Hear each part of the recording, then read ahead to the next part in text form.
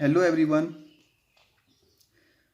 कल की वीडियो में हमने सीखा था कि लीनियर इक्वेशंस इन टू वेरिएबल में क्या क्या होती हैं, किस फॉर्म में होती हैं, इनके सॉल्यूशंस कैसे होते हैं और पेयर ऑफ लीनियर इक्वेशन को किस प्रकार से रिप्रेजेंट किया जाता है। तो दोस्तों, आज की वीडियो में हम इससे आगे बात करेंगे solution of a pair of linear equation in two variable. तो जब हम इस बात को बहुत अच्छे से जानते हैं कि कोई भी लीनियर इक्वेशन है, अगर हम उसको ग्राफिकली रिप्रेजेंट करें तो हम एक लाइन के से उसको रिप्रेजेंट करेंगे। स्टूडेंट, पिछली वीडियो में हमने बात की थी कि linear equation in two variable क्या होती हैं और pair of linear equation in two variables क्या होती हैं, इनकी ये किस फॉर्म में होती हैं, और हमने एक एग्जांपल की हेल्प से इसका ग्राफिकल रिप्रेजेंटेशन भी देखा था। तो साथियों, आज हम बात करेंगे solution of a pair of linear equation. सबसे पहले हम इस पर बात करेंगे graphical method of solution of a pair of linear equation in two variable. Solution किसी भी पेयर ऑफ लीनियर इक्वेशन के क्या होते हैं और उनको प्राप्त करने की कौन कौन सी मेथड्स हमारे पास हैं। तो आज हम बात कर रहे हैं ग्राफिकल मेथड की। तो ग्राफिकल मेथड में जब हम बात करते हैं तो हम इस बात को अच्छे से जानते हैं कि कोई भी लीनियर इक्वेशन है हमारे पास, वो एक लाइन को रिप्रेजेंट करती है। और अगर हम पेयर की बात करें तो दो लाइंस हमारे पास होती हैं। अब वो दो लाइंस हमें किस किस प्रकार की प्राप्त होती हैं, तो जो ये हमें लाइंस प्राप्त होती हैं वो तीन तरीके की लाइंस प्राप्त होती हैं। फर्स्ट इंटरसेक्टिंग लाइंस, दूसरी कोइंसाइड लाइंस और तीसरी पैरेलल लाइंस। तो इंटरसेक्टिंग लाइंस क्या होती हैं? If the two lines intersect each other at one particular point, then that point will be the only solution of the pair of linear equation. It is said to be a consistent pair of equation. तो साथियों, intersecting lines क्या होती हैं? अगर दो लाइनें आपस में एक दूसरे को एक पॉइंट पर इंटरसेक्ट करती हैं तो हम उन्हें बोलते हैं इंटरसेक्टिंग लाइंस। तब ऐसी सिचुएशन में हमें केवल एक सॉल्यूशन प्राप्त होता है उस पेयर का। जो पेयर हमने लिया हुआ है लीनियर इक्वेशन का, उसका केवल हमें एक सॉल्यूशन प्राप्त होता है जो दोनों ही इक्वेशन को सेटिस्फाइड करेगा। इसको हम क्या कहते हैं? इस टाइप के पेयर को बोलते हैं हम कंसिस्टेंट पेयर ऑफ इक्वेशन। ठीक है, ठीक। आगे बढ़ते हैं। Coincide lines. कोइंसाइड लाइंस क्या होती हैं? If the two lines coincide with each other, then there will be the solution for the pair of linear equations. It is said to be dependent or consistent pair of equations. Student, जो coincide lines होती हैं वो कुछ इस प्रकार की होती हैं, यानी दो लाइनें हमारे पास होती हैं जो पेयर हमें दिया हुआ है, लेकिन वो केवल एक लाइन को रिप्रेजेंट करती हैं, यानी एक के ऊपर एक इस प्रकार से होती हैं और हमें ऐसा प्रतीत होता है कि दोनों एक ही लाइन है, बट दोनों एक दूसरे के ऊपर होती हैं। और इस टाइप की पेयर को बोलते हैं हम डिपेंडेंट या फिर कंसिस्टेंट पेयर ऑफ इक्वेशन। ठीक। तीसरे टाइप की जो लाइंस हमें मिलती हैं वो मिलती हैं हमें पैरेलल लाइंस।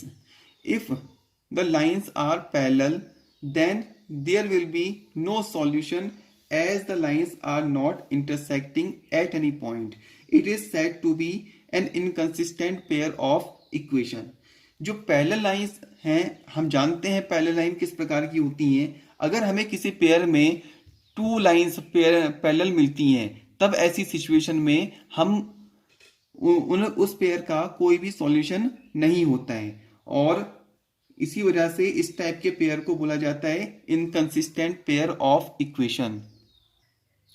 दोस्तों, कभी भी हम ग्राफिकली किसी भी पेयर को शो करते हैं तो हमें तीन टाइप की ही लाइंस प्राप्त होती हैं, इंटरसेक्टिंग लाइंस, कोइंसाइड लाइंस और पैरेलल लाइंस।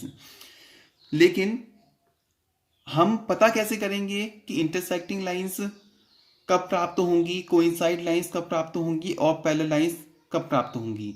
तो आइए आगे देखते हैं।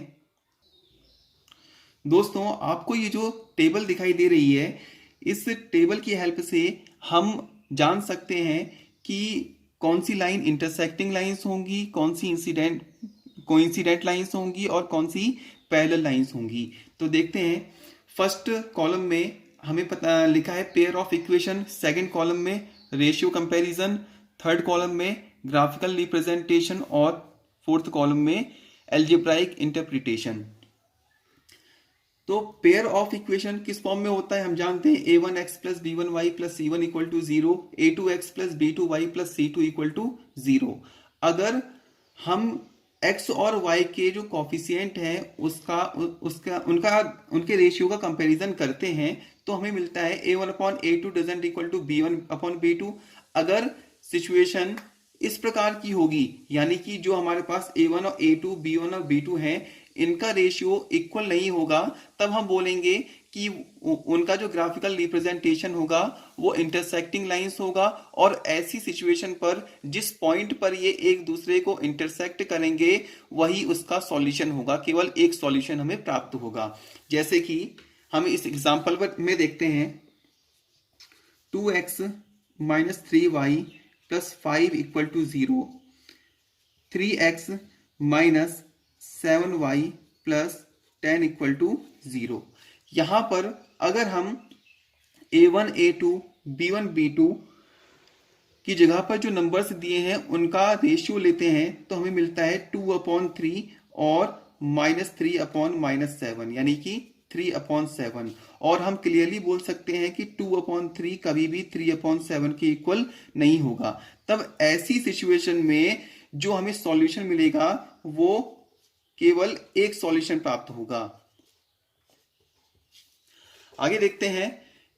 अगर सेकंड कंडीशन में हमें अगर पेयर ऑफ इक्वेशन हमें दिया हुआ है a1x plus b1y plus c1 equal to 0, a2x plus b2y plus c2 equal to 0, तब अगर a1 upon a2 equal to b1 upon b2 equal to c1 upon c2 है, तो ऐसी सिचुएशन में जो ग्राफिकल रिप्रेजेंटेशन होगा वो कोइंसिडेंट लाइंस हमें प्राप्त होगी, यानी एक दूसरे के ऊपर लाइंस मिलेंगी, केवल एक लाइन हमें प्राप्त होगी।